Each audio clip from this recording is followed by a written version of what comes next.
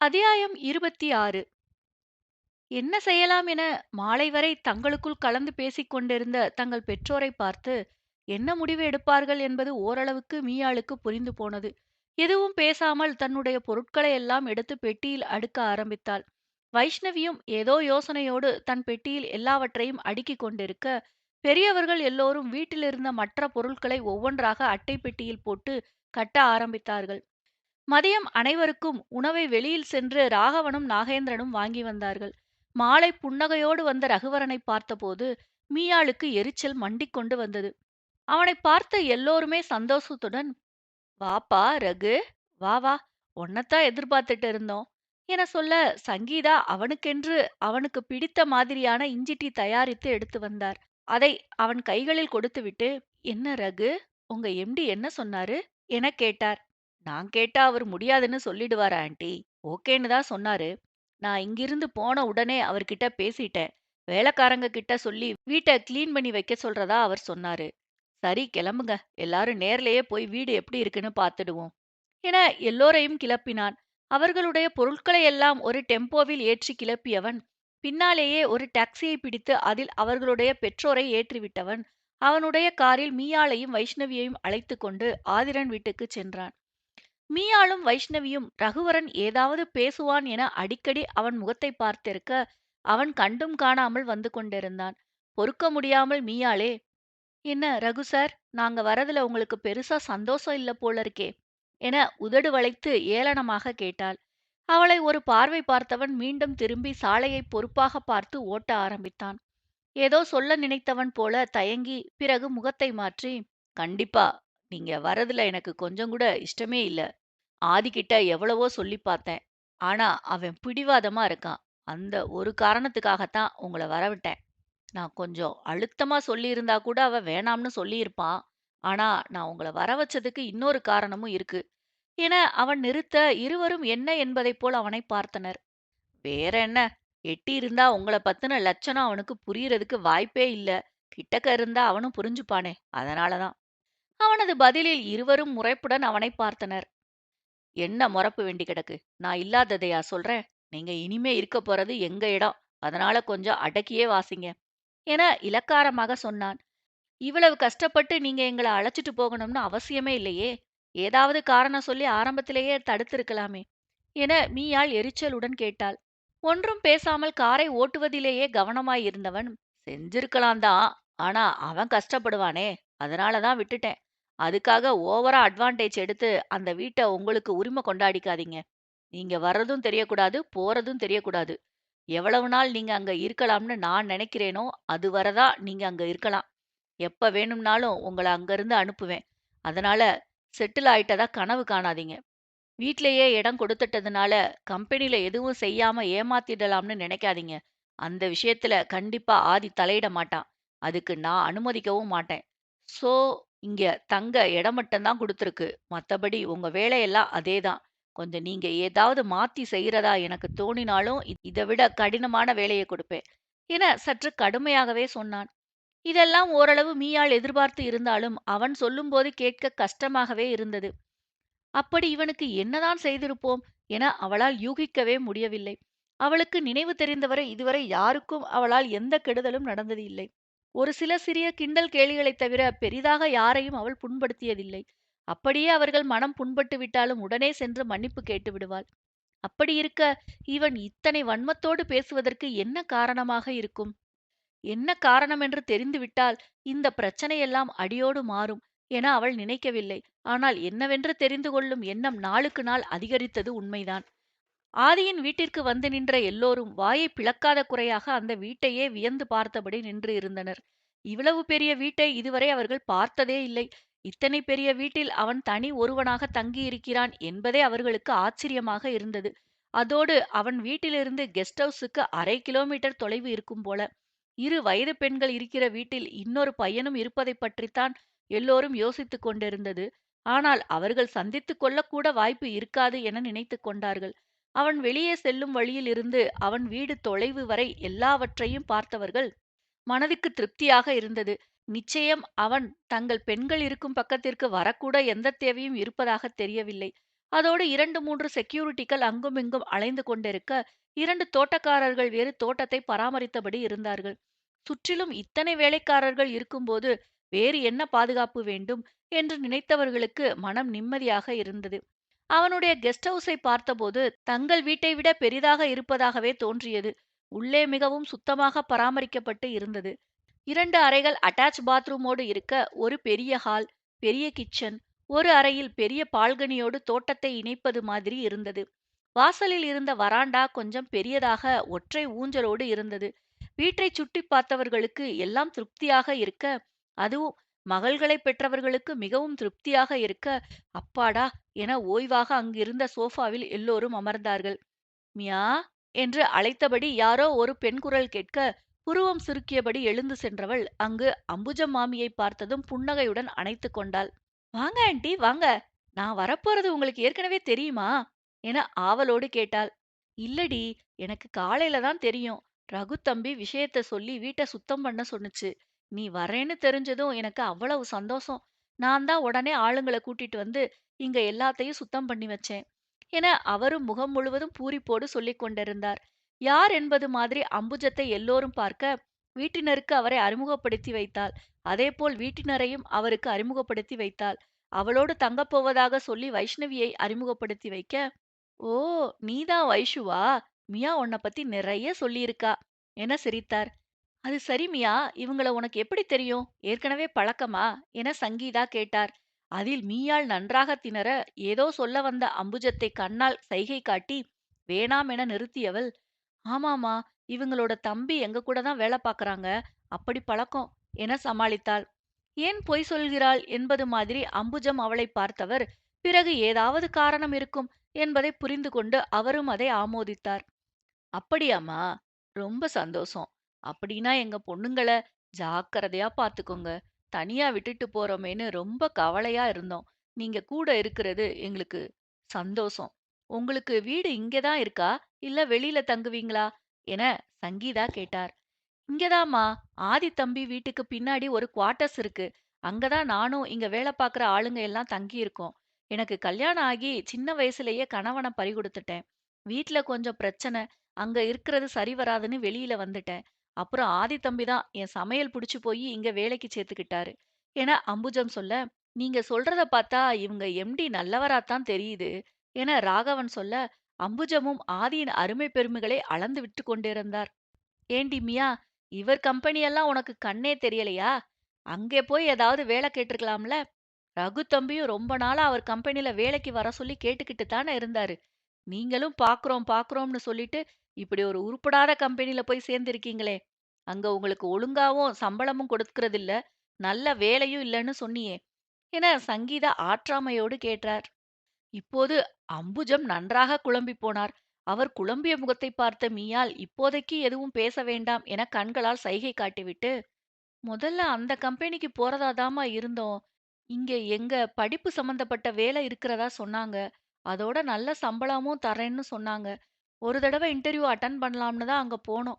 எங்களுக்கு எல்லாம் பிடிச்சிருக்கவும் தான் வேலையில ஜாயின் பண்ணோம். ஆனா இப்படியெல்லாம் ஆகும்னு நாங்க என்ன கனவா கண்டோம் என பெருமூச்சோடு சொன்னாள். என்னமோ போடி! தலையெழுத்துன்னு ஒண்ணு இருக்கே! அது படிதானே எல்லாமே நடக்கும் என சங்கீதா பெருமூச்சோடு சொல்லிக்கொண்டே சமையலறையில் பொருட்களை எல்லாம் அடுக்கச் சென்று விட்டார். என்னடி இதெல்லாம் என அம்புஜம் புரியாமல் அவளைப் பார்க்க, ஆன்ட்டி, நான் எல்லாம் அப்புறம் சொல்றேன். இங்க எதுவும் பேச வேண்டாம். அவங்களுக்கு தெரிஞ்சா ரொம்ப வருத்தப்படுவாங்க என மீயாள் மெல்லிய குரலில் சொன்னாள். சரிடி, நான் உங்களுக்கு நைட்டுக்கு டிஃபன் எடுத்துட்டு வரேன். நீங்க எதுவும் செய்ய வேண்டாம் என சொல்லிவிட்டு அம்புஜம் விடைபெற்று கிளம்பினார். எல்லா பொருட்களையும் எடுத்து அடுக்கி வைப்பதற்கு அவர்களுக்கு இரவு வரை ஆனது. சரியாக 8 மணி அளவில் அம்புஜம் உணவோடு வரவும் எல்லோரும் அவரை நன்றியோடு பார்த்தார்கள். எல்லோரும் ஒன்றாக அமர்ந்து சாப்பிட்டு வெகு நாட்கள் ஆனதால் தோட்டத்தில் அமர்ந்து சாப்பிடலாமா என மீயாள் கேட்க, எல்லோரும் சம்மதமாய் தலையாட்டி உணவையும் தட்டுக்களையும் தண்ணீரையும் எடுத்துக்கொண்டு தோட்டத்திற்கு வந்தார்கள். அங்கே வேலை செய்த எல்லோருமே அவர்களை ஆச்சரியமாகத்தான் பார்த்தார்கள். தங்களுடன் அம்புஜத்தையும் வினோத்தையும் சேர்த்து கொள்ள வட்டமாக அமர்ந்து சங்கீதாவும் அம்பிகாவும் எல்லோருக்கும் உணவை பிசைந்து கொடுக்க, எல்லோரும் ஒவ்வொரு பிடியை கையில் வாங்கிக் கொண்டார்கள். எல்லோரும் பேசிக்கொண்டும் சிரித்துக்கொண்டும் எல்லோரும் பேசிக்கொண்டும் சிரித்துக்கொண்டும் கலகலப்பாக உணவை உண்டு கொண்டிருந்தார்கள். வேலை செய்த பசி அதோடு சேர்த்து எல்லோரோடும் அமர்ந்து சாப்பிடுவது என எல்லோருக்கும் எப்போதும் சாப்பிடும் உணவுக்கு மேலே சாப்பாடு உள்ளே போனது. யதார்த்தமாக தன் அறையின் பால்கனியில் வந்து நின்ற ஆதிரன் கண்ணில் இது பட எல்லோரையும் வாஞ்சையாக பார்த்து கொண்டிருந்தான். அந்த நேரம் ரகுவரன் ஏதோ சொல்ல ஆதிரன் அருகில் வர அவன் பார்த்து கொண்டிருந்த திசையை பார்த்தவனுக்கும் ஏதேதோ நினைவடுக்குகளில் வந்து கண்கள் கலங்கியது. அதை ஆதிரனுக்கு காட்டிக் கொள்ளாமல், "என்னடா, என்ன பாக்குற?" எனக் கேட்டான். அவன் அவர்களை சுட்டிக்காட்ட, "ஓ, அவங்க எல்லாம் இங்க உட்கார்ந்து சாப்பிடுறாங்களா? எப்படியோ நீ நினைச்சத சாதிச்சிட்ட" என சொன்னான். பதிலுக்கு ஒன்றும் சொல்லாமல் ஆதிரன் புன்னகையோடு அவர்களை பார்த்து கொண்டிருக்க, ரகுவரன் தொழில் விஷயங்கள் பேசி அவன் கவனத்தை கலைத்தான். ரகுவரன் அங்கிருந்து நகர்ந்ததும் தன் போனை எடுத்த ஆதிரன் மீயாளுக்கு வெல்கம் ஹோம் என்று வாட்ஸ்அப் குறுஞ்செய்தியை அனுப்ப, எல்லோரும் ஓய்வாக வராண்டாவில் அமர்ந்து பேசிக் கொண்டிருக்கும்போது செல்போனின் சத்தத்தில் அதை எடுத்துப் பார்த்தவள், செய்தி ஆதிரனிடமிருந்து வந்திருக்கிறது எனவும் சற்று பதற்றமானாள். யாராவது தன்னை கவனிக்கிறார்களா என திரும்பி பார்த்துவிட்டு தன் இதழில் சிறு புன்னகையை நெளிய விட்டவள், "ஒரு வழியா சாதிச்சிட்டீங்க" என பதில் செய்தியை அனுப்பி வைத்தாள். "அஃப்கோர்ஸ், நான் என்னைக்குமே நினைச்சத சாதிக்காம விட்டதில்ல" என அவனும் பதில் அனுப்பினான். "ஓஹோ, சாருக்கு ரொம்ப தான் கான்ஃபிடன்ஸ் அதிகம் போல" என மீண்டும் சிறு புன்னகையுடன் பதில் அனுப்பினாள். "ஆமா, அது என் கூடவே பிறந்தது, என்னைக்கும் மாறாது" என அவன் அனுப்பியிருக்க, அவள் இதழ்கள் நன்றாகவே விரிந்தது. "உன்னோட ஸ்மைல் ஆல்வேஸ் கியூட்" என அவன் அனுப்ப, சுற்றுமுற்றிலும் பார்த்தவள் அவன் எங்கிருந்து தன்னை கவனிக்கிறான் என அவன் வீட்டைப் பார்க்க, அவன் அறையின் பால்கனியில் அவன் நின்று கொண்டிருப்பது தெரிந்தது. சட்டென்று அவள் முகம் பிரகாசமாக, "நீங்க எப்போ வந்தீங்க?" என அனுப்பினாள். "நான் வந்து ஹாஃப் ஹவர் ஆகுது. நீங்க சாப்பிட ஆரம்பிச்சதுல இருந்து நான் இங்க தான் நின்னுகிட்டு இருக்கேன்." "அவ்வளவு நேரமா அங்கேயே நிக்கிறீங்க? நீங்க சாப்பிட போகலையா?" "இனிமே தான் சாப்பிடணும். உங்களை எல்லாம் இப்படி பார்த்ததே எனக்கு வயிறு நிறைஞ்ச மாதிரி இருக்கு" என அனுப்பியிருந்தான். அவன் பதிலில் அவனை கவலையோடு நிமிர்ந்து பார்க்க, அங்கிருந்து அவள் முகம் அவனுக்கு தெரிந்ததா என தெரியவில்லை. ஆனால் அவனோ, "டோன்ட் ஃபீல், பி ஹாப்பி. நீ இன்னைக்கு உன் ஃப்ரெண்ட்ஸோட இருக்க, அவங்களோட என்ஜாய் பண்ணு. என்ன பத்தி கவலைப்படாத. குட் நைட்" என்று அனுப்பியிருந்தான். "சரி, நீங்களும் போயி ஒழுங்கா சாப்பிடுங்க. நான் அம்புஜம் ஆண்டி கிட்ட கேட்பேன்" என அனுப்பியவள் குட் நைட் என்றும் சேர்த்து அனுப்பினாள். புன்னகையோடு அவன் மொபைலை பார்த்தவன் அங்கிருந்தே கை காட்டிவிட்டு தன் அறைக்குள்ளே சென்று விட்டான். அத்தியாயம் 27. மறுநாள் காலையில் ஆதிரனை பார்க்கப் போக வேண்டும். ஆனால் அம்மா, மாமா எல்லோரும் வீட்டில் இருக்கும்போது அவனுடைய வீட்டிற்குச் சென்றால் அவ்வளவுதான், தன்னை தொலைத்து விடுவார்கள் என மீயாள் அதைப் பற்றி யோசித்துக் கொண்டிருந்தாள். விடுப்பு சொல்லவில்லை என்றால் அதற்கு வேறு தண்டனை என்று எதையாவது தரப்போகிறான். அவன் தண்டனையைப் பற்றி யோசித்ததும் தன்னால் பதட்டம் தொற்றிக்கொள்ள அவனுக்கு மொபைலில் அழைத்தாள். முதல் ரிங்கிலேயே போனை எடுத்தவன், "என்னடாம்மா, என்ன ஏதாவது பிரச்சனையா?" எனக் கேட்டவுடன் ஆச்சரியமாக அவள் தன் காதில் இருந்த போனை கையில் எடுத்துப் பார்த்தாள். "என்ன சார், ஏன் அப்படி கேக்குறீங்க? எதுவும் இல்லையே" என குழப்பமாக பதில் சொன்னாள். அவன் ஆசுவாசமாக மூச்சு விட்டுக்கொண்டு, "அப்புறம் ஏன் காலையிலேயே போன் பண்ணியிருக்க?" எனக் கேட்டான். அவன் சொன்னதும்தான் மணியைப் பார்க்க அது 6ஐக் காட்டியது. அவன் தண்டனையைப் பற்றி நினைத்ததும் ஒருவித அவசரத்தில் போன் பண்ணி விட்டவள் அசடு வழிந்தவாறே, "சாரி சார், நான் எப்பவும் எந்த டைமுக்கு உங்க வீட்டுக்கு கிளம்பிடுவேனோ அதே ஞாபகத்துல உங்களுக்கு ஃபோன் பண்ணிட்டேன். இன்னைக்கு அம்மா எல்லாரும் இருக்கிறதுனால என்னால அங்க வர முடியாது. அத சொல்லத்தான் கூப்பிட்டேன்" என்றாள். "It's okay. எனக்கு புரியுது. ஆனா நாளையில இருந்து கரெக்ட் டைம்க்கு வந்துடணும். இனிமே வந்துருவ தானே?" என புன்சிரிப்போடு கேட்டான். அவளும் சிரிப்போடு, "அதுதான் டைம்க்கு வர மாதிரி என்ன உங்க இடத்திலேயே கொண்டு வந்து வச்சுட்டீங்களே. இனிமே நான் வரமாட்டேன்னு சொன்னாலும் விட்டுருவீங்களா என்ன?" என புருவம் உயர்த்தி கேட்டாள். அதை அவன் உணர்ந்தவன் போல் சிரித்துக்கொண்டே, "விடக்கூடாதுன்னு தானே இங்க அழைச்சிட்டு வந்தேன். எப்படி விடுவேன்?" என்றவன், "சரி, இன்னைக்கு வேலைக்காவது வருவீங்களா? இல்ல அதுக்கும் லீவா?" எனக் கேட்டான். "அம்மா, மாமா, ராகவனப்பா, அம்பிகா அம்மா எல்லாரும் இன்னைக்கு ஈவினிங் ஊருக்கு கிளம்புறாங்க. அவங்கள ட்ரெயின் ஏத்தி விட்டுட்டு நாளையில இருந்து வேலைக்கு வரோம் சார்" என சொன்னாள். "சரி, நாளைக்கு வாங்க. ஆனா இப்படி எப்பவும் எக்ஸ்கியூஸ் கேட்கக் கூடாது. புரியுதா?" என அவன் கராராக கேட்க, "இதில் மட்டும் உசாரா இரு" என சலித்துக்கொண்டு, "சரி சார்" என்றவாறு போனை வைத்தாள்.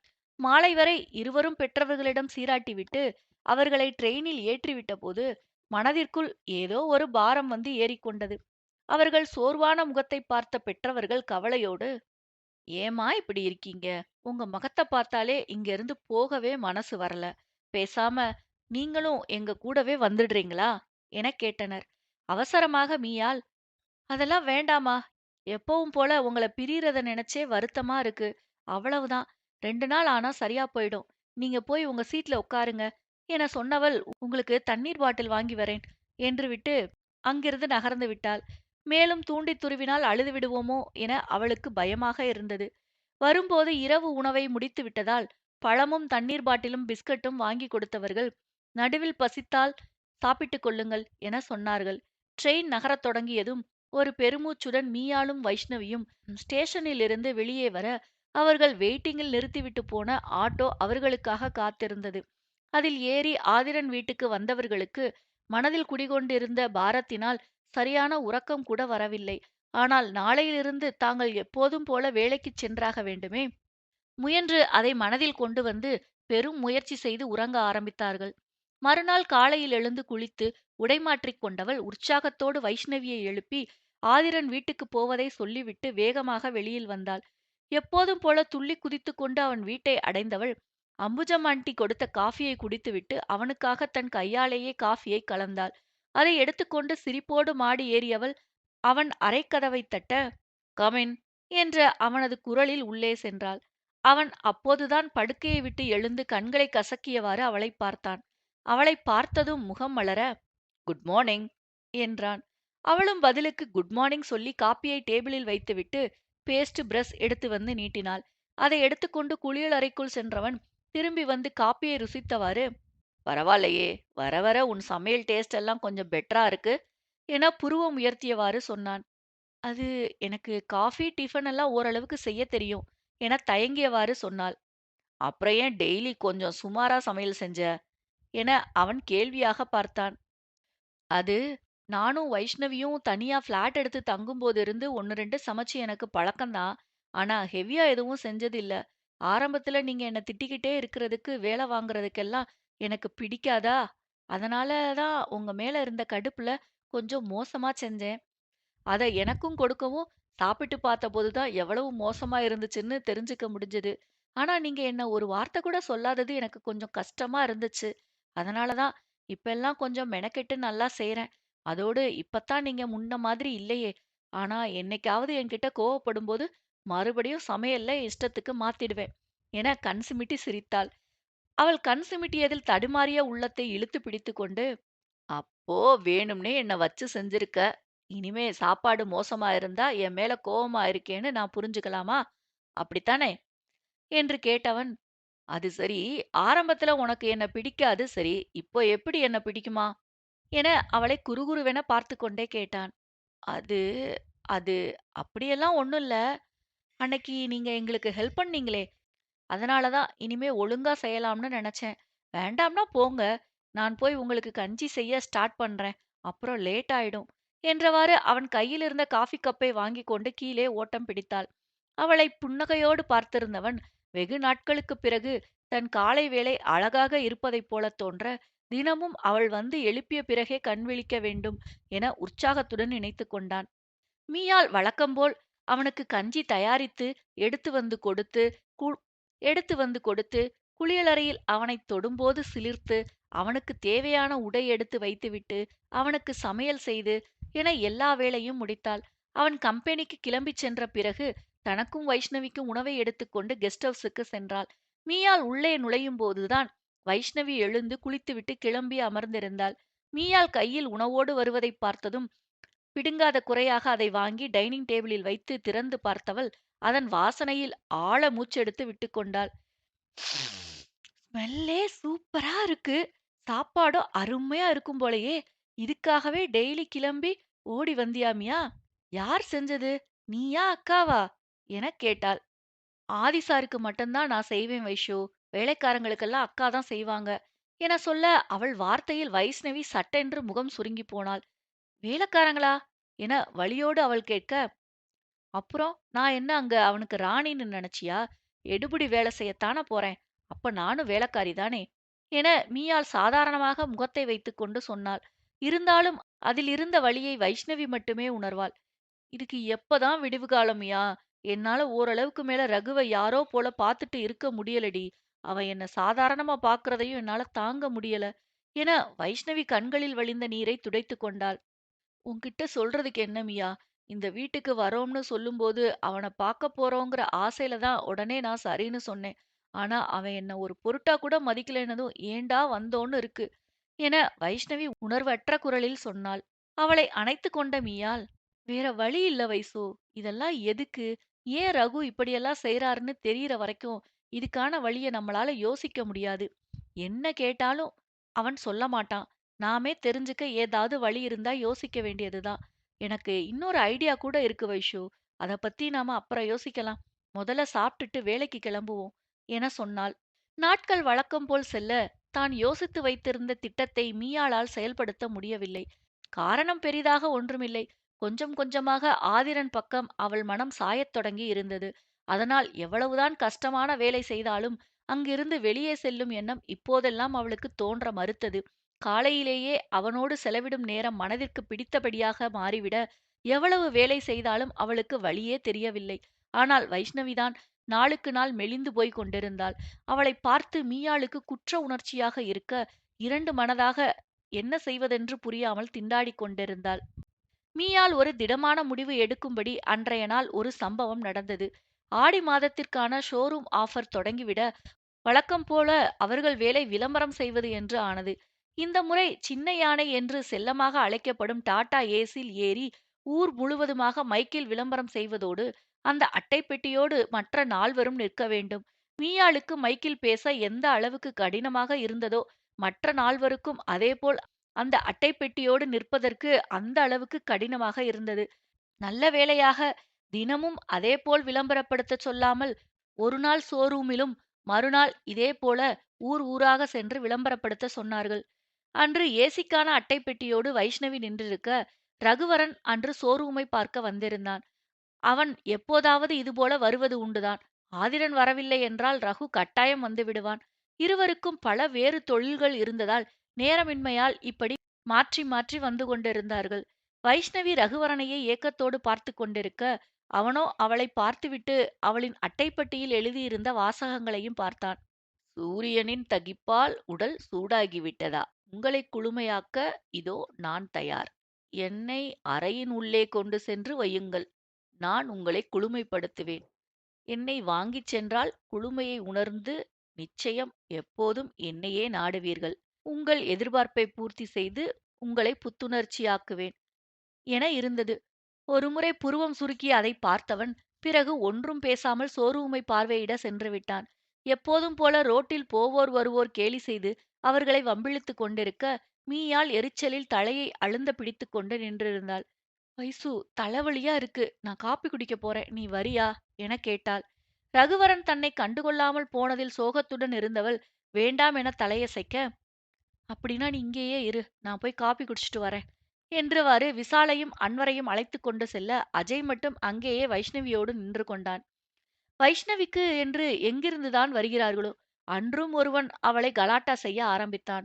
கோபத்தில் ஓங்கி அவனை ஒரு அறை விட தயாரானவள் ரகுவரன் வருவதை பார்த்ததும் தன்னை அடக்கிக் கொண்டாள். திடீரென்று வைஷ்ணவிக்குள் ஒரு யோசனை உதித்தது. என்னதான் அவன் தன்னை காதலிக்காதது போல் நடந்து கொண்டாலும் அவனுக்கும் ஒரு ஓரத்தில் தன்னை பற்றிய நினைவு இருக்கும் என நினைத்தவள் எப்படியும் அவன் தன்னை அப்படியே விட்டுவிட மாட்டான் என்று எதிரில் தன்னிடம் வம்பு வளர்த்தவனை கண்டுகொள்ளாமல் நின்றிருந்தாள். ரகுவரனும் அங்கே நடந்து கொண்டிருந்ததை பார்த்தான். ஆனால் அவள் எப்படியும் சமாளித்துக் கொள்வாள் என அதை பற்றி கவலைப்படாமல் மற்ற வேலைகளை பார்த்தான். திடீரென்று வைஷ்ணவி எதிரில் நின்றிருந்தவன் அவள் கையை பிடித்து இழுத்து கலாட்டா செய்யவும் அங்கிருந்த செக்யூரிட்டிகள் போவதா வேண்டாமா என்று குழப்பத்துடன் ரகுவரனை பார்த்தார்கள்.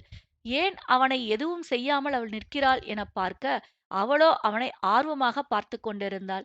அவள் எண்ணம் புரிந்துவிட அதில் அவன் முகம் இறுக அவளை அலட்சியமாக பார்த்து தோள்களை குலுக்கிவிட்டு திரும்பிக் கொண்டான். அவன் அப்படி செய்யவும் செக்யூரிட்டிகளும் என்ன செய்வது என்று தெரியாமல் அப்படியே நின்று விட்டார்கள். ரகுவரனின் செயலில் வைஷ்ணவி அடிபட்டவளாக திகைத்து விழிக்க கண்களில் நீர் ததும்ப வழியோடு அவனையே பார்த்து கொண்டிருந்தாள்.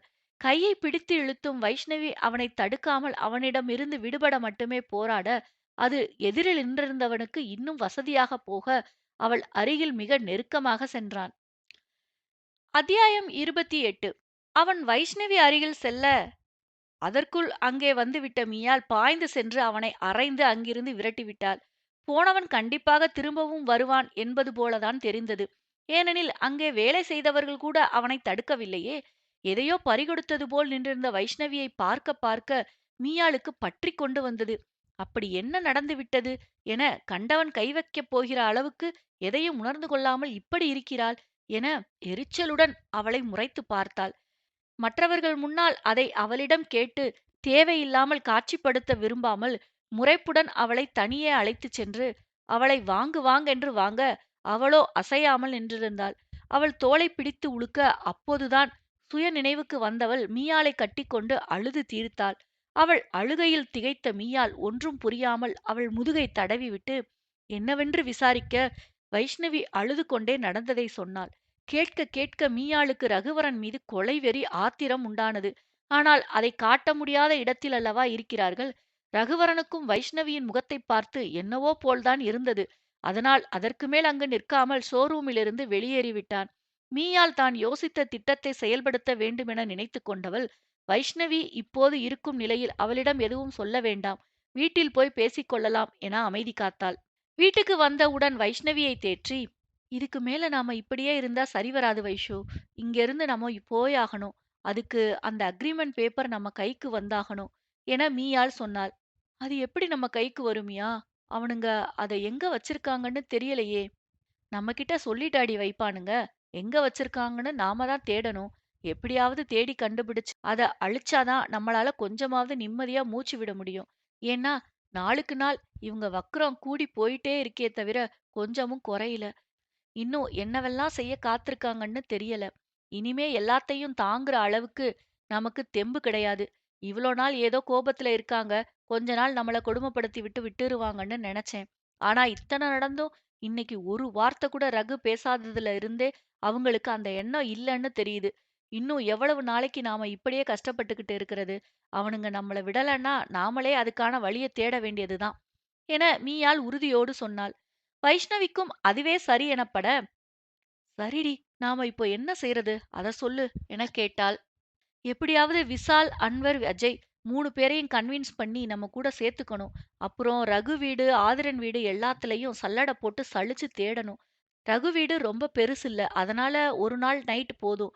அதுக்குள்ள தேடிடலாம். ஆனா ஆதிரன் வீட்டுக்குத்தான் ஒரு 2, 3 நாளாவது டைம் வேணும் என மீயாள் யோசனையோடு சொன்னாள். என்னடி விளையாடுறியா? நாள் கணக்கா நம்ம தெரியாம போய் தேடுனா அவங்க கண்டுபிடிக்க மாட்டாங்களா? ஒரு நாள் யாராவது வந்துட்டு போய் இருக்காங்கன்னு தெரிஞ்சுக்கிட்டாலே அதுக்கப்புறம் செக்யூரிட்டிய டைட் பண்ணிடுவாங்க. என்ன பேசுற நீ? என வைஷ்ணவி அவளை முறைத்தாள். அந்த அளவு எனக்கு புரியாமலா இருக்கும்? ஒரு வாரம் 2 பேரும் கான்ஃபரன்ஸ் போறாங்கல்ல, அந்த நேரத்துல இத செய்யலாம். ஒரே நைட்ல தேடுனா நம்மள கண்டுபிடிக்க முடியாத அளவுக்கு இங்க யாரும் அவ்வளவு அஜாக்கிரதையா இருக்க மாட்டாங்க. அதே நேரம் நாம மாட்டிக்கவும் கூடாது. அதுக்காகத்தான் இந்த வழிய சொல்றேன் என சொன்னாள். சரிடி, நம்மள இந்த அளவுக்கு ரகு பழி வாங்குறான்னா கண்டிப்பா டாக்குமெண்ட்ஸ் அவன் வீட்ல தான் இருக்கும்னு எனக்கு தோணுது. அதனால முதல்ல அங்கேயே போய் தேடலாம் என வைஷ்ணவி தன் யோசனையை சொன்னாள். வீட்ல தான் இருக்கும்னு உறுதியா சொல்ல முடியாது வைஷு. அவங்க எங்க வேணும்னாலும் வச்சிருக்கலாம். ஆனா எனக்கு என்னவோ வீட்ல இருக்கும்னு தான் தோணுது. அதனால தான் தேடலாம்னு சொன்னேன். ஒருவேளை கிடைக்கலைன்னா அவங்க ஆபீஸ் கூட போய் செக் பண்ணி பார்ப்போம். அதுக்கு முதல்ல நம்ம அவங்க 3 பேரையும் தயார் பண்ணி வைக்கணும். உடனே அவனுங்க ஒத்துக்க மாட்டாங்க. கெஞ்சி கிஞ்சி சென்டிமெண்டா லாக் பண்ணி தான் ஒத்துக்க வைக்கணும் என மீயாள் சொன்னாள். அதெல்லாம் என்ன பெரிய விஷயமாடி, பார்த்துக்கலாம் வா என வைஷ்ணவி சொல்ல, சிரிப்போடு மீயாள் தலையாட்டிக் கொண்டாள். ஓரளவுக்கு வைஷ்ணவி இயல்புக்கு திரும்பிவிட அதற்கு பிறகு பேசியபடி இருவரும் உறங்கிப் போயினர். அன்று பார்த்து குடோனில் ஐவருக்குமே வேலை கொடுத்துவிட அஜய் புலம்பிக் கொண்டே வேலை செய்தான். இதுதான் நல்ல சமயம் என நினைத்த மீயாள் மெல்ல அவர்களிடம் பேச்சு கொடுத்து பார்த்தாள். ஏண்டா அஜுகுட்டி, இதெல்லாம் நமக்கு தேவையா? நாமெல்லாம் எங்க எப்படி இருக்க வேண்டியவங்க என மீயாள் சொல்ல, சட்டென்று அஜய் கவுண்டமணி போல் இருபக்கமும் ஹெட்செட்டை மாட்டிக்கொண்டு மேலே பார்ப்பது போல தன்னனா தன்னன தன்னா என பாடிக்கொண்டே பார்த்து கொண்டிருந்தான். கருமத்த, இதையெல்லாம் பார்க்கணும்னு எனக்கு தலையெழுத்து. நான் மட்டும் இவனுங்க கிட்ட மாட்டாம இருந்திருந்தா இதெல்லாம் பார்க்க வேண்டிய அவசியமே இல்ல. எல்லாத்துக்கும் காரணம் அந்த பாட்ஷா பட வில்லனும் எனக்கு ஹீரோன்னு வந்து வாச்சிருக்க அந்த பீஸ்டும் தான். வேற எதுக்காக இல்லைனாலும் இதுக்காகவே உங்க 2 பேரையும் பழி வாங்கணும்டா. ஒருத்தி தான் டான்ஸ் ஆடுறேன்னு உயிர வாங்கிட்டு இருக்கான்னா, அடுத்து இவன் வேற பாட்டு பாடுறேன்னு கிளம்பிடுவான் போல இருக்கே! ஐயோ சாமி! இந்த கொடுமையெல்லாம் என்னால தாங்க முடியாதுப்பா! என மீயாள் இருவரையும் மனதுக்குள் கண்டபடி திட்டிக் கொண்டிருந்தாள். நீ சொல்றது கரெக்ட் தான் என அஜய் யோசனையுடனேயே மீயாள் அருகே வந்து நின்றான். என்னது? அப்ப நீயும் பெரிய பாடகனாகணும்னு நினைச்சியா அஜு? என்ன மாதிரி நீயும் ஒரு கலைஞனா? இது இவ்வளவு நாள் தெரியாம போயிடுச்சே! என வைஷ்ணவி விழிகளை விரித்து வியப்புடன் அவனது அருகில் செல்ல, பார்த்து கொண்டிருந்த மற்ற மூவருக்கும் கடுப்பு உச்சத்தில் ஏறி இருந்தது. ஆமா வைசு, சின்ன வயசுல இருந்து எனக்கு பெரிய சிங்கர் ஆகணும்னு ஆசை. என்ன செய்யறது? குடும்ப கஷ்டம், படிப்பு, வேலைன்னு அப்படியே போயிடுச்சு என அஜய் கவலையுடன் சொல்ல, மற்ற மூவரும் சந்தேகமாக பார்க்க, வைஷ்ணவி மட்டும் அவனை பாவமாக பார்த்தாள். ஏண்டா அஜு, உண்மையாவே நீ சிங்கர் ஆகணும்னு நினைச்சியா? அப்புறம் ஏன் வேண்டாம்னு விட்டுட்ட? சின்ன வயசுல இருந்து நானும் நிறைய பிராக்டிஸ் பண்ணேன். ஒரு நாள் எங்க அப்பா வேலைய விட்டு வீட்டுக்கு வந்த நேரம் நான் பிராக்டிஸ் பண்ணிட்டு இருந்தேன். திடீர்னு மனுஷன் நெஞ்ச பிடிச்சுக்கிட்டு என்கிட்ட ஏதோ சொல்ல வந்தாரு. நானும் என்ன பாட சொல்லி என்கரேஜ் பண்றாருன்னு நினைச்சு இன்னும் சத்தமா பாட ஆரம்பிக்க, அப்படியே நெஞ்ச பிடிச்சு கீழ விழுந்தவர் தான். அக்கம் பக்கத்துல இருந்தவங்க எல்லாம் உடனே அவர ஹாஸ்பிட்டல் தூக்கிட்டு போனா, அங்க அவருக்கு அட்டாக் வந்திருக்குன்னு சொன்னாங்க. அது மட்டும் இல்லாம, அப்படி என்ன அதிர்ச்சி அவருக்கு? இயர் ட்ரம்மே வெடிச்சு போயிருக்குன்னு கேட்டாங்க. ஐயையோ!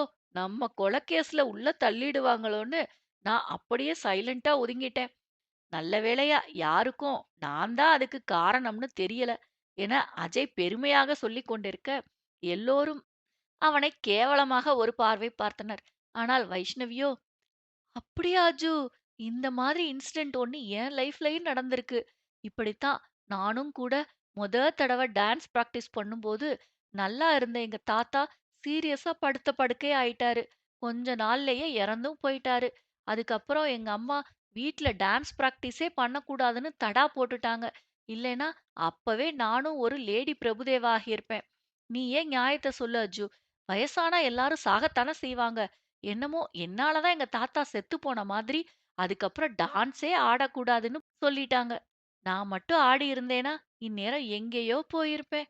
ஹ! என் கெரகம் இங்க வந்து மாட்டிக்கிட்டேன் என வைஷ்ணவி கவலையோடு சொல்ல, அவளை அஜயும் பாவமாக பார்த்தான். அங்க பாத்தியா? ஒரு நாட்டிய பேரொளியும், ஒரு இசை சக்கரவர்த்தியும் பேசிக்கிறாங்க. கொஞ்சமாவது இதுகளுக்கு மனசாட்சி வேண்டாம்? நாம கேக்குறோம்னு எத வேணும்னாலும் பேசுறதா? இப்படியே விட்டா இதுங்களால யார் யார் செத்தாங்கன்னு லிஸ்ட் எடுக்கணும் போல இருக்கு. டான்ஸ் ஆடி பாட்டு பாடி கொன்னுட்டு கொஞ்சம் கூட மனசாட்சியே இல்லாம பாதியிலேயே பிராக்டிஸை நிறுத்திட்டேன்னு ஃபீல் பண்ணிட்டு இருக்குங்க. இவங்க அம்மா மட்டும் அப்பவே இவ டான்ஸ் ஆடுறத தடுக்கலைன்னா எங்க தெருவுல எத்தனை சாவு விழுந்திருக்குமோ தெரியல என மீயாள் கடுப்புடன் சொல்லிக் கொண்டிருந்தாள். அன்வரும் விசாலும் அவளுக்கு ஆமோதிப்பாய் தலையாட்டிவிட்டு, சரிடா, நீங்க ரெண்டு பேரும் பெரிய கலைஞர்க தான் ஒத்துக்குறோம். இப்ப அதுவா முக்கியம்? பேசிக்கிட்டு இருந்த விஷயத்துக்கு வாங்க முதல்ல என சொன்னார்கள். என்ன விஷயம் பேசிட்டு இருந்தோம் என யோசித்த அஜய் ஞாபகம் வந்தவனாக, இதெல்லாம் உனக்கு தேவையான்னு மியா கேட்டா என சொல்லும்போதுதான் வைஷ்ணவிக்கு தாங்கள் பேச வேண்டிய விஷயம் ஞாபகம் வர மியாளுக்கு கண்ணை காட்டினாள். அவளும் தான் பார்த்துக் கொள்வதாக சைகை காட்டிவிட்டு, ஆமாண்டா அஜு, அதுதான் கேட்டேன். இதெல்லாம் உனக்கு தேவையா? உன்னால ஒரு நல்ல பாடகன் தான் ஆக முடியல. பிஇ படிச்சுட்டு இப்படி குடோன்ல வேலை பார்க்கணுமா? உனக்கென்ன தலையெழுத்தா? என மீயாள் அஜயை பாவமாக பார்க்க, அஜய் திரும்பி அவளை முறைத்தான். மேயிற மாட்ட நக்குற மாடு கெடுத்த மாதிரி சும்மா இருந்த என்ன சொரிஞ்சு விட்டுட்டு, இப்ப என்ன பார்த்தா பாவமா வேற இருக்கா உனக்கு? நான் பாட்டுக்கு செவனேன்னு அஞ்சோ பத்தோ அதுவே போதும்னு அங்கேயே வேலை பார்த்துட்டு இருந்துப்பேன்.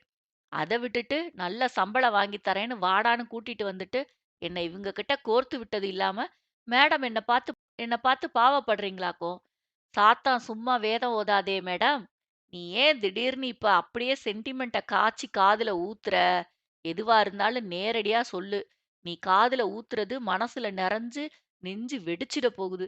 எப்படியும் நீ அப்படிப்பட்ட விஷயத்த தான் சொல்லுவ.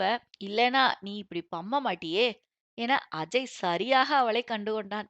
அண்ணாட பையன், நைட்டெல்லாம் தூங்காம யோசிச்சு நாங்க ஒரு திட்டம் போட்டா, நான் சென்டிமெண்டா பேசின 10 நிமிஷத்திலே இவன் எல்லாத்தையும் கண்டுபிடிச்சிட்டானே. இவனை எல்லாம் குடோன்லயே இருக்க விடுறதா நல்லது. இப்போதைக்கு எனக்கு உதவி தேவை. அதனால எப்படியாவது சமாளிக்க வேண்டியதுதான்.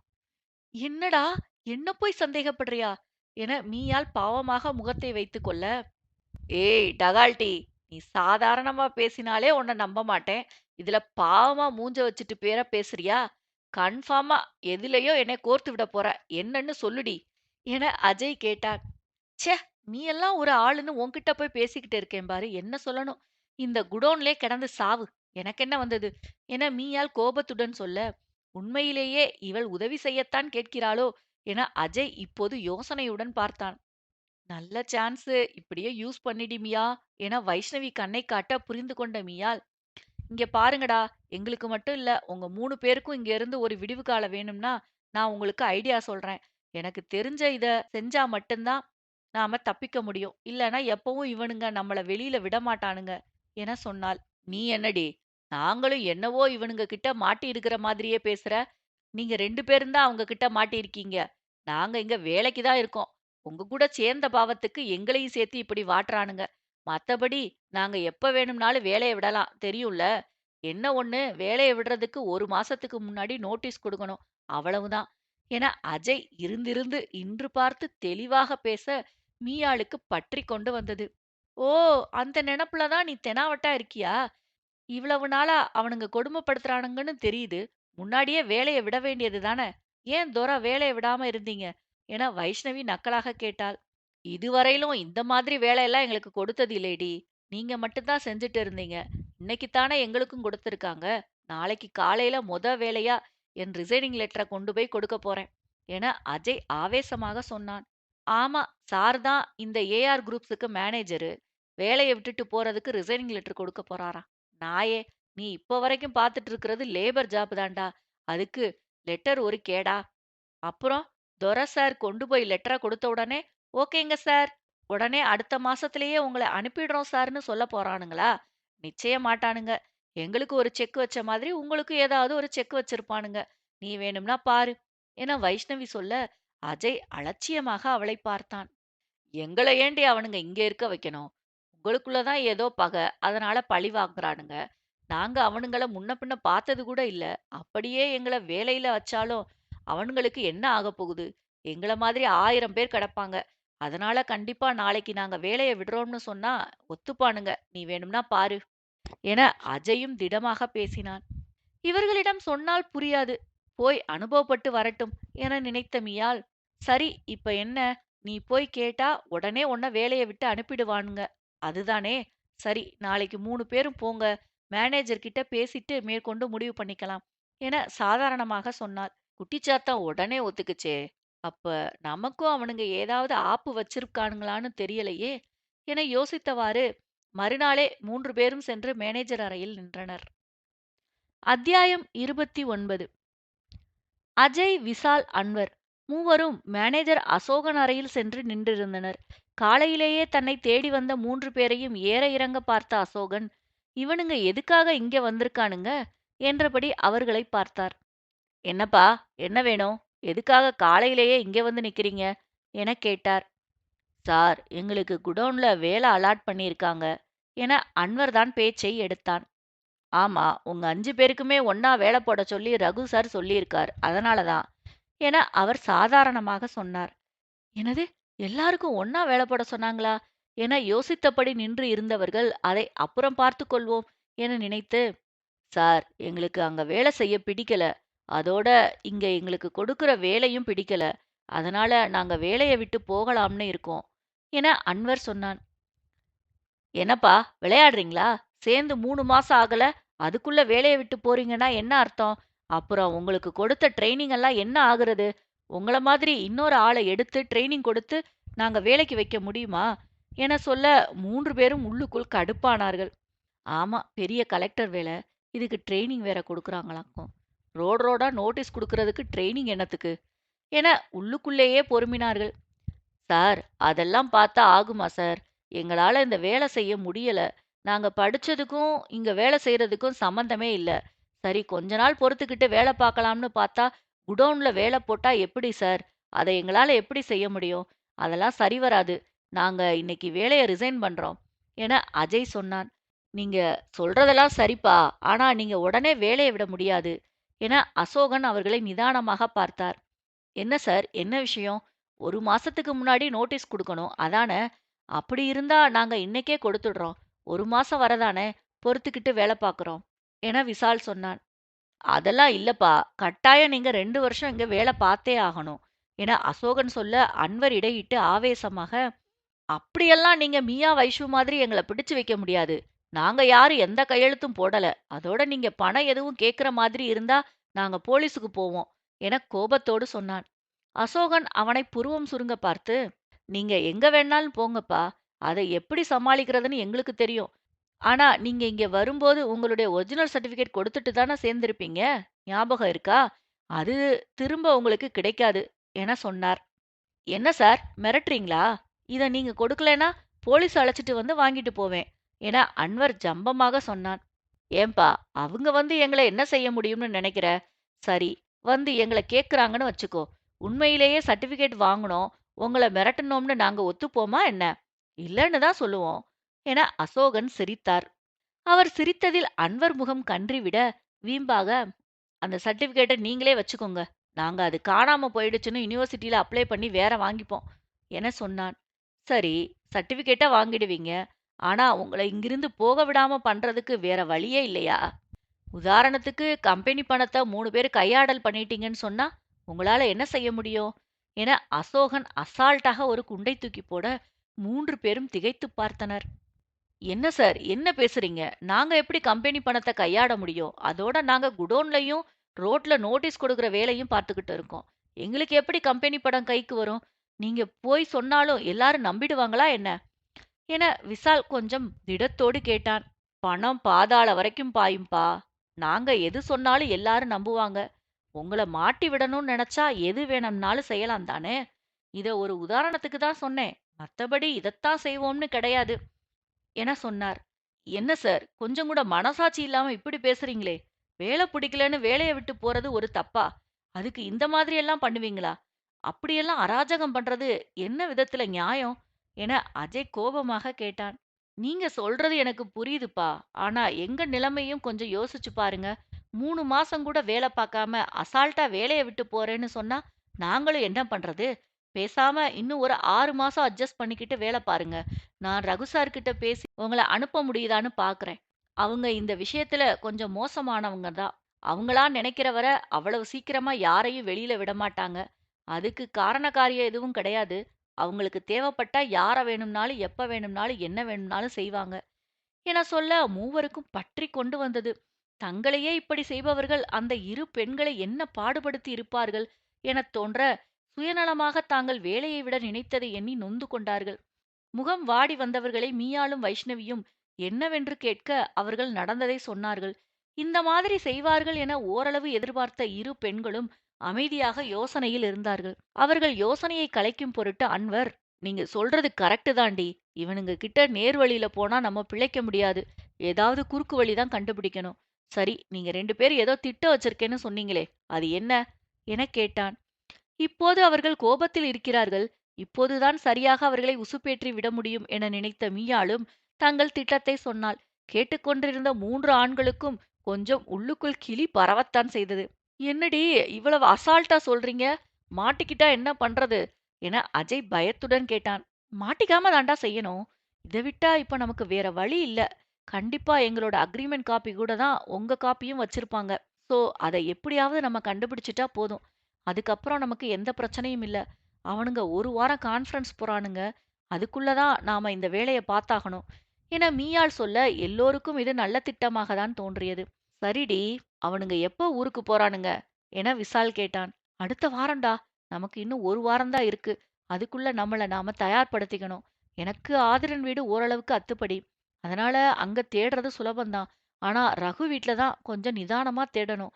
ஆதிரன் வீடு அளவுக்கு இல்லனாலும் அதுவும் ஓரளவுக்கு பெரிய வீடுதான். ஆனா ஒரு நாள் போதும். அதுக்குள்ள அங்க தேடி முடிச்சிடலாம். என மீயாள் சொல்ல மற்றவர்கள் தலையாட்டிக் கொண்டார்கள். அடுத்து என்ன செய்வது என சற்று நேரம் பேசிக் கொண்டிருக்க அஜய் மட்டும் தீவிர யோசனையில் இருந்தான். அவன் தலையில் தட்டிய வைஷ்ணவி, என்னடா நாங்க எல்லாம் இவ்வளவு டீப்பா டிஸ்கஸ் பண்ணிட்டு இருக்கோம். நீ மட்டும் ஏதோ யோசனையில இருக்க? என கேட்டாள். அது ஒண்ணும் இல்லடி. முதல் முறையா திருடப் போறோம். இந்த மாதிரி ஒரு வீட்டுக்கு திருடப் போறதுக்கு முன்னாடி ப்ரிப்பேர்டா இருக்கணும்ல. அதனால நான் பார்த்த அது மாதிரியான இங்கிலீஷ் படம் பெயரெல்லாம் ஞாபகம் பண்ணி பார்க்குறேன். இந்த ஒரு வாரம் ஃபுல்லா வீட்டுக்குள்ள உட்காந்து அத போட்டு பார்த்தா தான் எப்படியெல்லாம் திருடப் போகலாம்னு எனக்கு ஐடியா கிடைக்கும். அத பத்தி தான் யோசிச்சுட்டு இருந்தேன்" என சொன்னான். "டேய்! நீ ஏதோ பெரிய பேங்க் ராபரி பண்ற மாதிரி எக்ஸ்ட்ராடினரியா யோசிச்சு சொதப்பி விட்றாத. நீ ஒண்ணும் பண்ண வேண்டாம்.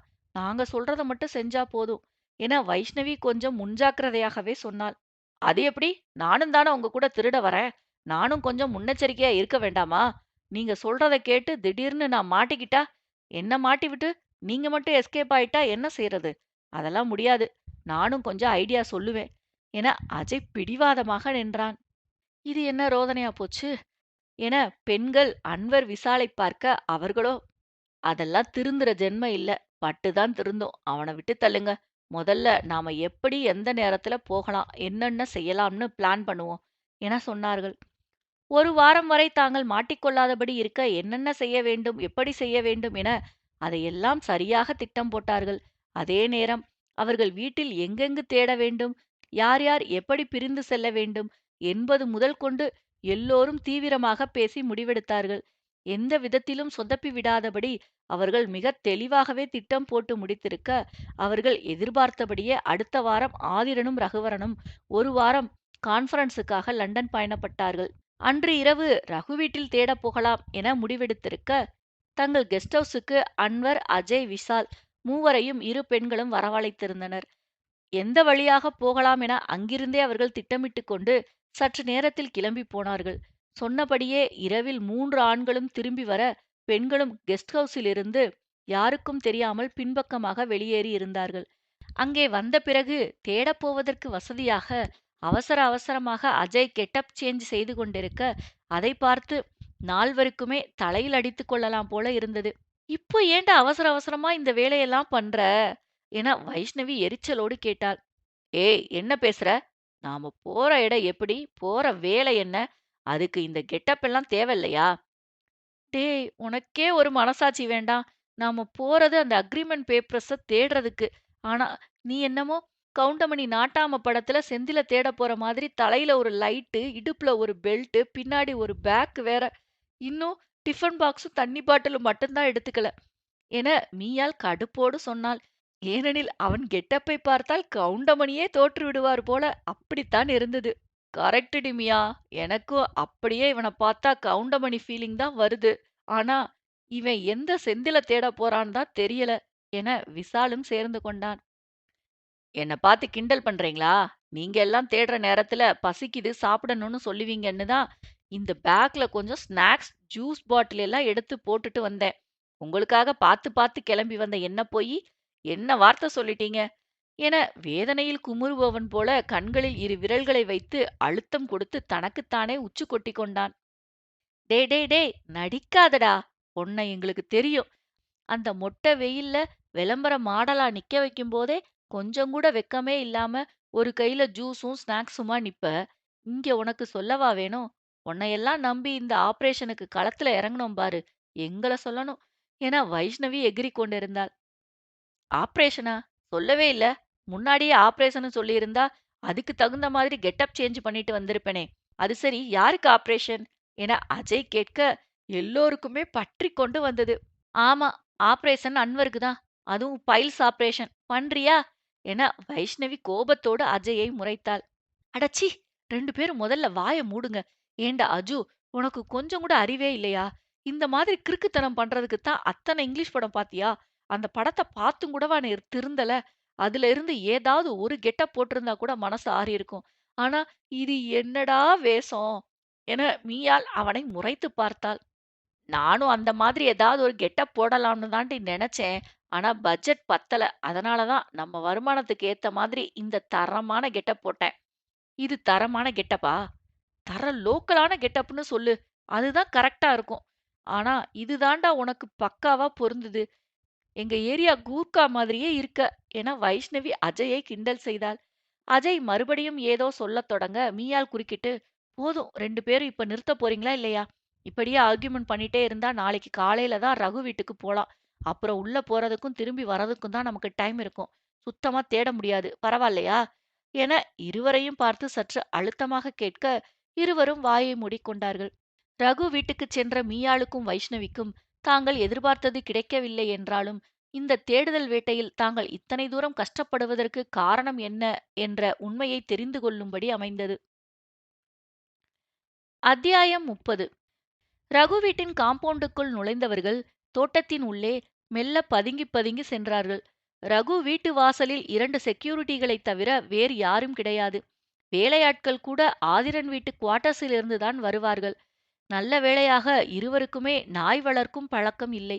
அப்படி மட்டும் இருந்தால் பல பணக்காரர்களைப் போல எப்படியும் அவர்கள் உயரத்திற்கு 4 நாய்களை வளர்த்திருப்பார்கள். அதைத் தாண்டி உள்ளே செல்லும் தைரியம் ஐவருக்குமே இருந்திருக்காது. ரகு வீட்டுத் தோட்டம் பெரிய அளவில் இருக்காது. ஆதிரன் வீட்டுத் தோட்டம் இருந்த அளவில்தான் அவனது மொத்த வீடும் அதைச் சுற்றியுள்ள இடங்களும் இருந்தது. மீயாளுக்கு கூட அந்த விஷயத்தில் ஒரு சந்தேகம் இருந்தது. இருவரும் சேர்ந்துதான் பிசினஸ் செய்கிறார்கள். பார்ட்னர்கள் என்னும் அளவுக்கு தொழிலில் அவர்கள் இருவருமே பிரபலம். அப்படி இருக்கும்போது ஆதிரன் வீடு இவ்வளவு பெரியதாக இருக்கும்போது ரகு ஏன் அத்தனை பெரிய வீட்டில் இல்லை என யோசித்து இருக்கிறார்.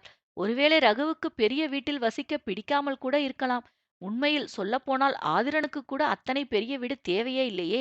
ரகு வீட்டிலேயே குறைந்தது கீழே 3 அறைகள், மேலே 2 அறைகள் என்று இருக்கும். அதுவே மிகப்பெரிய வீடு. அவன் ஒருவனுக்கு அதுவே அதிகம். ஆதிரன் வீட்டில் கிட்டத்தட்ட 10 அறைகளுக்கும் மேலே இருந்தது. அவன் ஒருவனுக்கு அத்தனை பெரிய வீடு தேவையே இல்லையே. ஆதிரன் கொஞ்சம் பந்தா பேர்வழியாக இருப்பானோ, அதனால்தான் அவ்வளவு பெரிய வீட்டில் தங்கியிருக்கிறான் போல. ரகுவுக்கு அந்த மாதிரியான ஆடம்பரங்களில் விருப்பமில்லாமல் இருக்கலாம். அப்படி பார்த்தால் அவனும் இவ்வளவு பெரிய வீட்டில் இருக்கத் தேவையில்லை. என்னவோ இது அவர்களுக்குள்ளான விஷயம். நாம் வந்த வேளையை பார்ப்போம் என எப்படி வீட்டுக்குள் செல்வது என்பதை பற்றி யோசிக்க ஆரம்பித்தாள். ஆதிரன் வீடு போல கேட்டின் உள்ளே நுழைந்ததும் இரு பக்க பாதையாக இல்லாமல் ரகு வீடு ஒரு பக்க பாதையை கொண்டிருந்தது. ஆதிரன் வீட்டு இருபக்க பாதைகளுக்கும் தனித்தனியாக கேட்டும் செக்யூரிட்டிகளும் இருப்பார்கள். ரகு வீட்டின் தோட்டத்தில் சற்று தள்ளி நீச்சல் குளமும் அதற்கு நேராகவே அவன் வீட்டு பால்கனியும் இருந்தது. அதனோடு ஒட்டி இருந்ததுதான் அவனது அறை. ரகு வீட்டு வாசலில் செக்யூரிட்டிகள் இருந்ததால் வேறு வழியாக அவர்கள் உள்ளே நுழைந்திருக்க, நீச்சல் குளத்தின் அருகில் இருந்த தோட்டத்து வழியாக மேலே எப்படி போவது என யோசித்துக் கொண்டிருந்தார்கள். அந்த பக்கம் வெளிச்சம் இருந்தது. அதனால் ஏணி போட்டு ஏறுவது என்பது முடியாத காரியம். காவலர்கள் பார்த்துவிட்டால் நின்ற இடத்திலிருந்தே கண்டுபிடித்து விடுவார்கள். அதனால் கயிறு கட்டி ஏறலாம் என யோசனை செய்ய, கயிறு எடுத்து வராத மடத்தனம் புரிந்து என்ன செய்வது என கையை பிசைந்தார்கள். அப்போது அஜய் ஒருவித பெருமை பொங்கிய முகத்துடன், என்ன என்னெல்லாம் கிண்டல் பண்ணீங்க, இப்ப என்கிட்ட தான் நீங்க உதவிக்கு வரணும் என சொல்ல, என்னடா சொல்ற, நீ கயிறு எடுத்துட்டு வந்திருக்கியா என எல்லோரும் ஆச்சரியமாக கேட்டார்கள். ஆமாம் என சொல்லி தனது பேக்கிலிருந்து கயிறை எடுத்து காட்ட, அப்பா, உனக்கு இந்த அளவுக்காவது மூளை வேலை செஞ்சிருக்கே என சொல்லியவாறே அந்த கயிற்றின் அளவை பார்க்க அஜய் வெட்டலாமா குத்தலாமா என போல ஆத்திரமாக வந்தது. அந்த கயிறு அவனின் உயரம்தான் இருக்கும். அதை போட்டு மேலே ஏறினால் பாதி உயரம் கூட தாண்ட முடியாது. ஏண்டா, ஒரு வேலை செஞ்சா அதை உருப்படியா செய்ய முடியாதா? இந்த பாதி கயிறை போட்டு எப்படிடா மேலே ஏறுறது? நல்ல வேளை, இறங்கும்போது உன்னை நம்பி இந்த கயிறு கட்டி இறங்கல. இல்லேனா எல்லாரும் பாதியிலேயே அந்தரத்துல தொங்கி இருக்கணும் என மீயாள் கடுப்பாக சொன்னாள். இந்த நொணநாட்டையெல்லாம் நல்லா பேசு. அவ்வளவு இருக்கிறவ கயிறு கையில எடுத்துட்டு வர வேண்டியதுதானடி. ஏதோ நான் இதாவது எடுத்துட்டு வந்திருக்கேனே, எப்படியாவது இதை வச்சு அட்ஜஸ்ட் பண்ணுங்க என அஜய் முறைப்போடு சொன்னான். டேய் லூசு பயலே, இதை எப்படிடா அட்ஜஸ்ட் பண்றது? கொஞ்சமாவது யோசிச்சு பேச மாட்ட? இத போட்டு நாங்க ஏறணும்னா மீதி கயிறுக்கு ஒன்னதான் தொங்க விடணும் என மீயாள் எரிச்சலுடன் சொல்ல, சரியாக அதே நேரம் எல்லோரும் அவளை திரும்பி பார்த்தார்கள். அவர்கள் கண்களின் பாஷையை புரிந்து கொண்ட மீயாள் அவர்களுக்கு சம்மதமாய் தலையாட்ட, அஜய் மட்டும் வேறு பக்கம் திரும்பி இருந்ததால் அவர்களின் திட்டம் அவனுக்கு புரியவில்லை.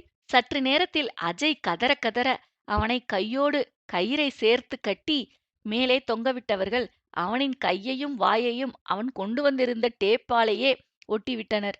அவன் கத்துவதைக் கூட பொருட்படுத்தாமல் பாதிவரை அவனை பிடித்து மேலே ஏறியவர்கள் அதற்கு மேல் கயிறை பிடித்து அந்த பால்கனியில் இருளாக இருந்த பகுதியில் குதித்தார்கள். இங்கிருந்து எப்படிடா உள்ள போறது? கதவு ஜன்னலெல்லாம் லாக் ஆகியிருக்கே என வைஷ்ணவி யோசனையோடு கேட்டாள். வா, ஏதாவது வழி இருக்கான்னு பாப்போம் என விசால் ஜன்னலில் இருந்த நட்டை காயினை வைத்து கலற்றி பார்க்க, நல்ல வேளையாக அது கொஞ்சம் கொஞ்சமாக கலண்டு வந்தது. எல்லோரும் மற்ற நட்டுகளை அதே போல கலட்ட ஒரு ஆள் உள்ளே நுழையும் அளவிற்கு ஜன்னல் கதவு இருந்தது. அதை எடுத்து சத்தம் வராமல் கீழே வைத்துவிட்டு உள்ளே நுழைந்தவர்கள் ஆளுக்கு ஒரு புறமாய் பிரிந்து நின்று தேடத் தொடங்கினார்கள். வெகுநேரம் தேடியும் அவர்களுக்கு எதுவும் கிடைக்கவில்லை. அவனது பீரோவை திறந்து தாங்கள் கொண்டு வந்திருந்த பிரத்யேக சாவியின் உதவியோடு லாக்கரையும் திறந்து பார்க்க அதன் உள்ளே ஒரு சில புகைப்படங்கள் இருந்தது. ரகு தனது அம்மா அப்பாவோடு நிறைய புகைப்படங்களில் இருந்தான். வீட்டிற்கு ஒரே பையன் போல. பெற்றோர் சிறு வயதிலேயே தவறிவிட்டார்களோ? அதன் பிறகான நிறைய படங்களில் ஆதிரனோடுதான் சேர்ந்து இருந்தான். நண்பர்களும் அவனைத் தவிர வேறு யாரும் கிடையாது போல. அதனால்தான் இருவருக்கும் இத்தனை நெருக்கமோ? இருக்க வேண்டியதுதான். ஆனாலும் தவறு செய்தாலும் தட்டிக் கேட்காத நட்பு எப்படி சரியாக இருக்கும்? ரகு தவறு செய்கிறான் என ஆதிரனுக்கு புரியாமல் இல்லை. அதனால்தான் அவனை தடுக்காவிட்டாலும் தன்னை அவன் அன்போடு நடத்துகிறான். உயிர் நோக வேலை வாங்கிவிட்டு அதற்கு ஆறுதல் போல மருந்தும் தடவினால் வலிதான் போய்விடுமா? இல்லை வருத்தம்தான் நீங்கிவிடுமா? ஒருவேளை இருவருக்கும் அம்மா அப்பா இல்லாததால் சொல்லித் திருத்த யாரும் இல்லாத காரணத்தால்தான் இத்தனை மோசமாக நடந்து கொள்கிறார்களோ? அப்படி பார்த்தாலும் ஆதிரனிடம் தெரியும் ஒரு சில மென்மை கூட ரகுவிடம் இல்லாதது போலத்தான் தோன்றியது. ஆதிரன் எல்லோரையும் மீயாளைப் போல மென்மையுடன் நடத்துகிறானா என்று கேட்டால் வைஷ்ணவி இல்லை என்றுதான் சொல்லுவாள். வைஷ்ணவி அவனைப் பற்றி விசாரித்தவரை யாரிடமும் அமைதியாக பேசியதே இல்லையாம். ஒன்று இரண்டு வார்த்தைகளை மட்டும் பேசுவானாம். அதிலும் அத்தனை அழுத்தம் இருக்குமாம். தப்பு செய்தால் யார் என்று கூட பார்க்காமல் தண்டனை கடுமையாக இருக்குமாம். அதனாலேயே அவனிடம் வேலை செய்கிறவர்களில் தப்பு செய்கிறவர்கள் மிகவும் குறைவு. மீயாளும் ஆரம்பத்தில் ஒரு சில தவறுகள் செய்தால்தான். ஆனால் அவளுக்கு உடல் நோவது போல எந்த வேலையும் கொடுத்ததில்லை. ஒரு சில சங்கடமான வேலைகளைத் தவிர அவனிடம் வேலை பார்ப்பதில் வேறு எந்த சிக்கலும் வந்ததில்லை. நல்ல வேளையாக நீ மட்டும் பிழைத்துக் கொண்டாய் என சொல்லும்போது தான் மட்டும் ஆதிரனுக்கு அப்படி என்ன ஸ்பெஷல் எனத் தோன்றும். இப்போதும் கூட அவன் நினைவில் மீயாளின் முகம் தன்னால் வெட்கத்தில் சிவந்திருந்தது.